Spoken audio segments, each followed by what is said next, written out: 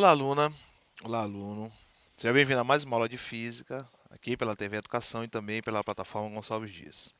Bom, a aula de hoje, nós vamos falar sobre elementos, causas e descrição do movimento, tá ok? Então, fica ligadinho que nós vamos fazer aí uma pequena revisão, não é, dos movimentos que nós vimos lá na cinemática, né, os movimentos anteriores, e já vamos, né, abrir portas para o que vem pela frente, né, que é a parte da dinâmica, tá ok?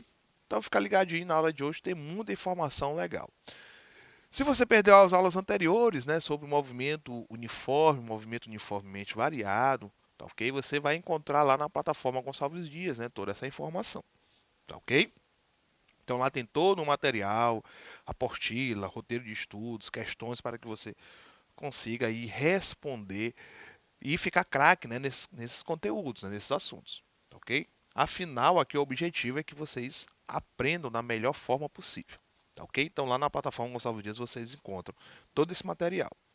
Então vamos lá para a aula de hoje, né? Bom, gente, um movimento. Primeiro, né, a gente tem que definir o que vem ser um movimento, tá ok? A gente tem que saber se um corpo ele está em movimento ou não. Bom, aí vai entrar a seguinte situação. Um corpo ele só vai ser considerado em movimento quando for estabelecido um ponto de referência, né? Um referencial para este corpo. Tá ok? Então vamos pensar o seguinte. A seguinte situação. Você está em um carro, né? O carro ele está a uma certa velocidade, tá ok? E você está olhando, né? Ali pela estrada, está olhando todos aqueles elementos que são encontrados fora do carro, ok? Então você está numa rodovia e lá nessa rodovia você vai olhar os portes, né, que sustentam a rede de energia, você vai conseguir ver árvores, você vai conseguir ver outras coisas do lado de fora, ok? Você vai fixar um ponto nessa estrada, vamos imaginar, e no momento, né, com o passar do tempo, você vai perceber que aquele elemento, vamos supor que seja uma árvore, que esta árvore ela está se aproximando de você, certo?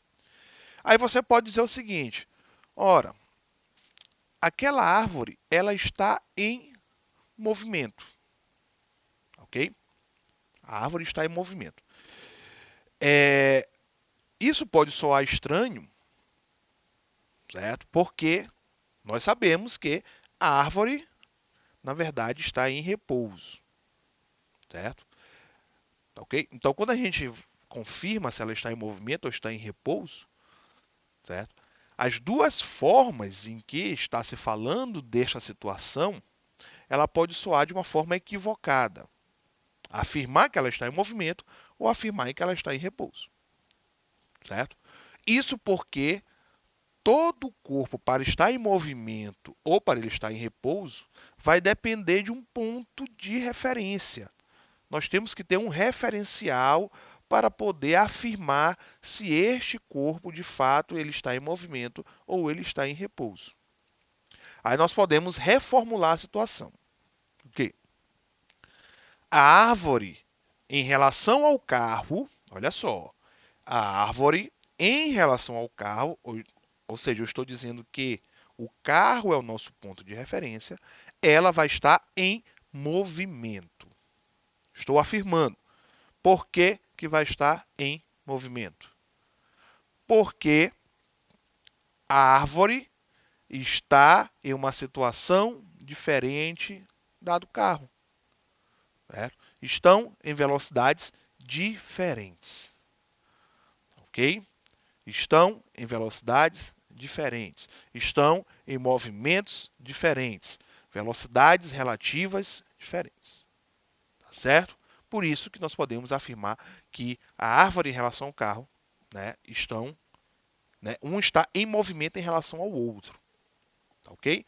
Se a árvore está em movimento em relação ao carro, então o carro também vai estar em movimento em relação à árvore. Certo? E a pessoa que está dentro do carro, ela vai estar em movimento ou em repouso? Também é bem simples. Ela vai estar em movimento em relação à árvore, mas vai estar em repouso em relação ao carro. Porque se ela está dentro do carro, as distâncias entre elas, né, entre a pessoa e o carro, não está mudando, não está variando. Então vai estar uma em repouso em relação à outra. Tá ok? Uma parede, por exemplo, uma casa, pronto. Um imóvel, né? Nós chamamos casa de imóvel, né? Será que é imóvel mesmo? Né? Uma casa em relação a estação, né, espacial. Pronto.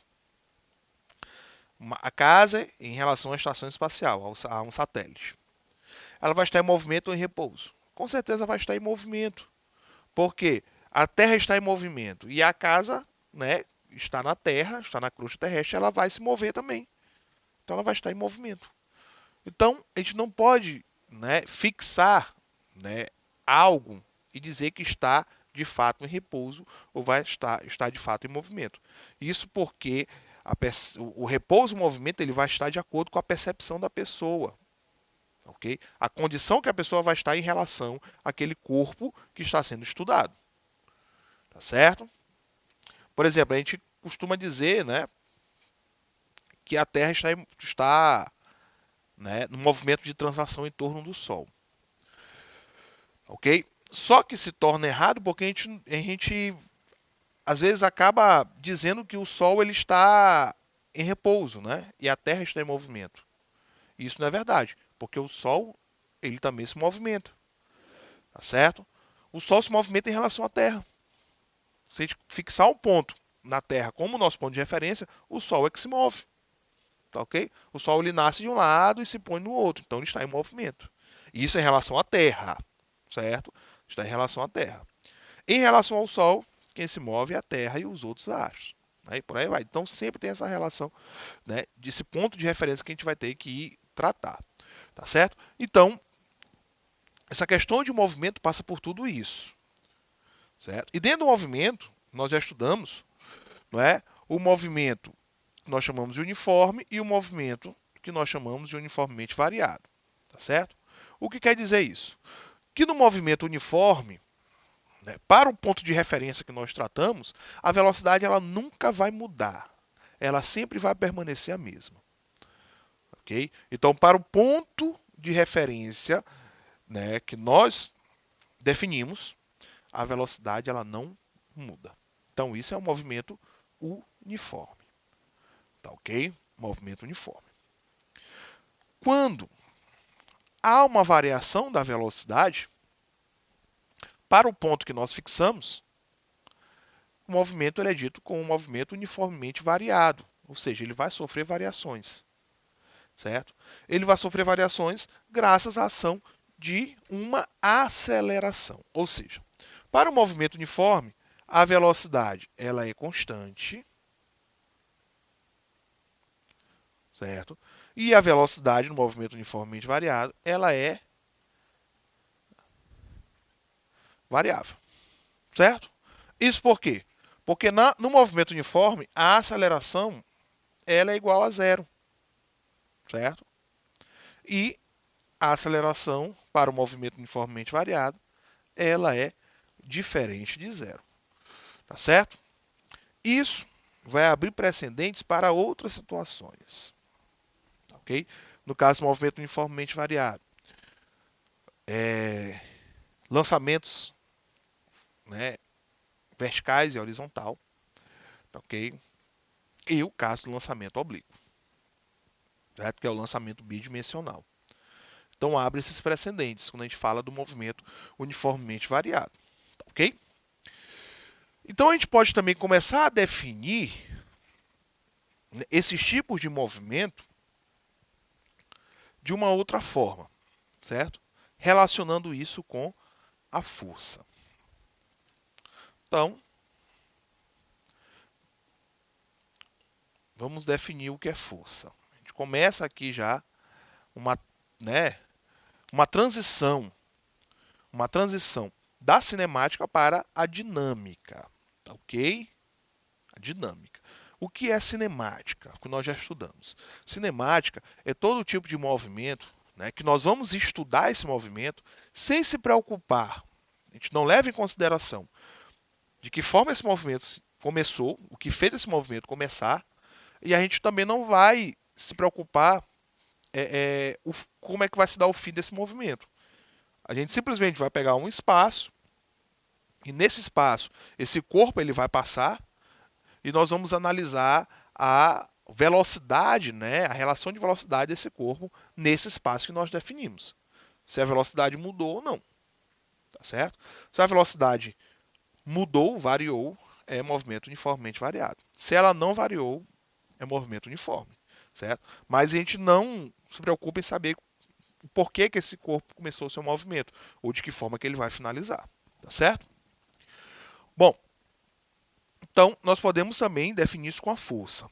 Se a gente colocar aqui este pincel, né, colocar o pincel aqui e ficar olhando para esse pincel aí a tarde todinha, né, ou a manhã toda, o dia todo. Esse pincel ele vai sair do local se ele não for tocado? A resposta é não. Certo? Quando nós falamos lá do lançamento horizontal, quer dizer, do lançamento vertical, desculpa, né, para cima, nós definimos que uma velocidade inicial teria que tocar este corpo para poder ele subir. Certo? Agora nós vamos definir isso de uma outra forma. Para que este pincel ele saia daí, certo? Seja para cima ou para baixo, ok? Ele precisa ser tocado por uma força. Ele precisa da ação de uma força. Uma força que é uma grandeza vetorial. Certo? A força é uma grandeza vetorial. Representado pelo F e a setinha em cima. Ó. Okay? Então ele tem aquelas dependências. Né? Dependências de tamanho, que é a intensidade, a direção e o sentido. Tá ok? Então, essa força que vai tocar nesse pincel para que ele saia do local, certo? A gente precisa definir, ok? O que é essa força, certo? Então, vejam a definição de força. Força, vocês podem até fazer essas anotações, ó. Força é o resultado da interação entre dois ou mais corpos. Cuidado! Força é o resultado da interação entre dois ou mais corpos, certo? Então, esse aqui, ó, é o resultado, né? Resultado da interação entre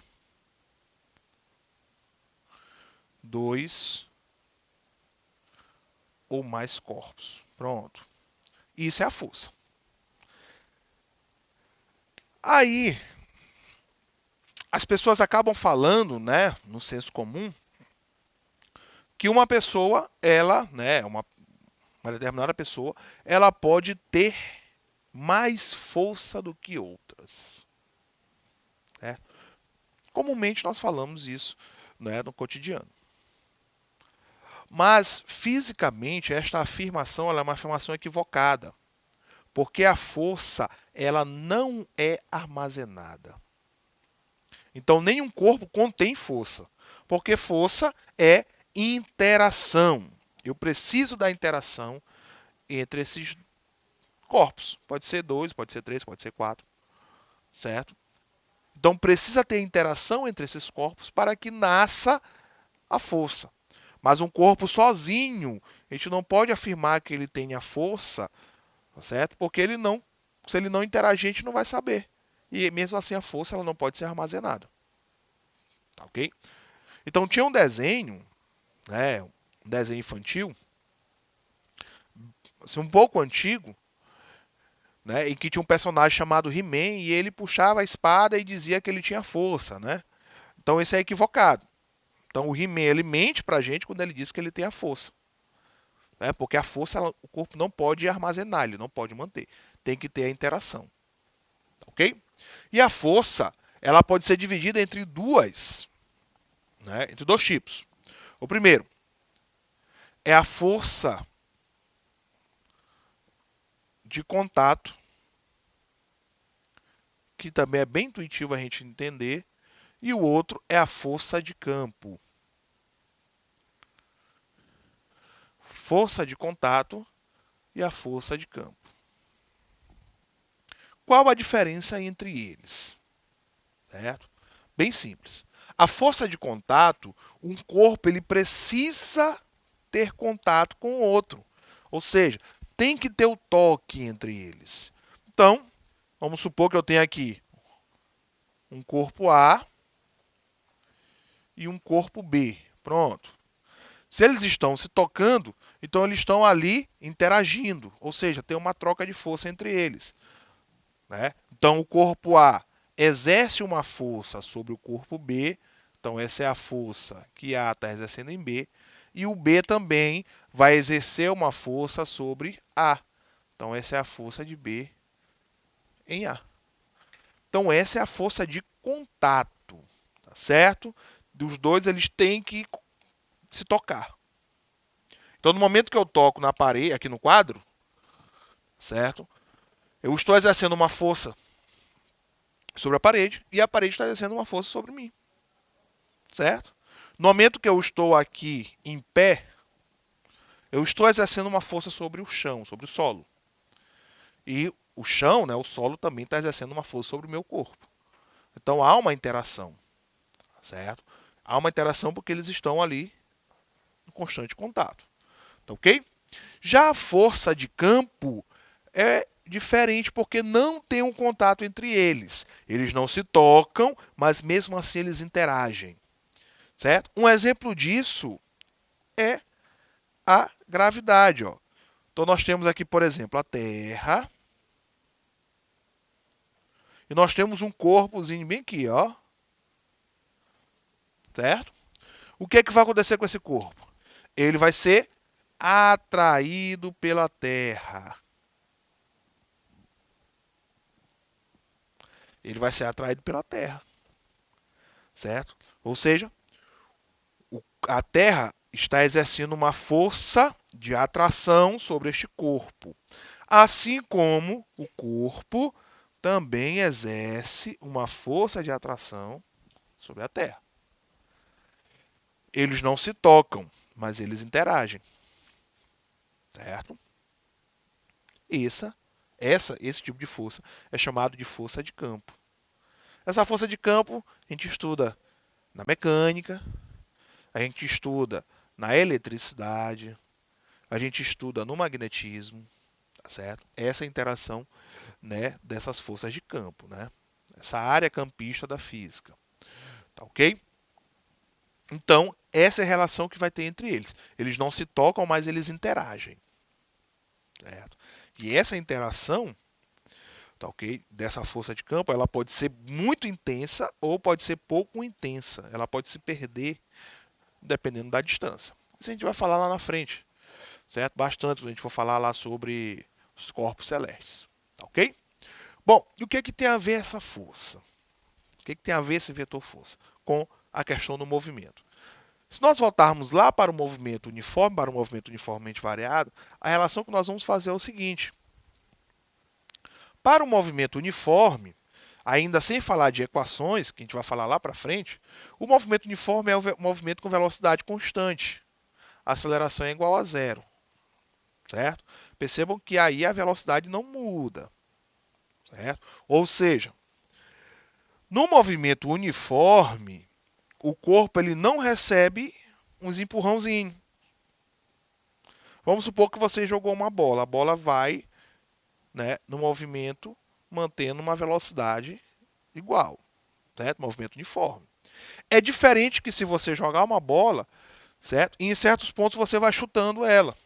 No momento que você vai chutando a bola, você vai percebendo que a velocidade ela vai aumentando. Olha a diferença. Em um eu joguei a bola e não chutei. No outro eu joguei e fui chutando, não é? Fui empurrando ela gradativamente, certo? No primeiro caso, trata-se de um movimento uniforme, ou seja, a força sobre o movimento é igual a zero. No outro que eu chutei, eu apliquei força. Então, ela é diferente de zero. Tá ok? Então, com essas informações, nós finalizamos a aula de hoje e até a próxima.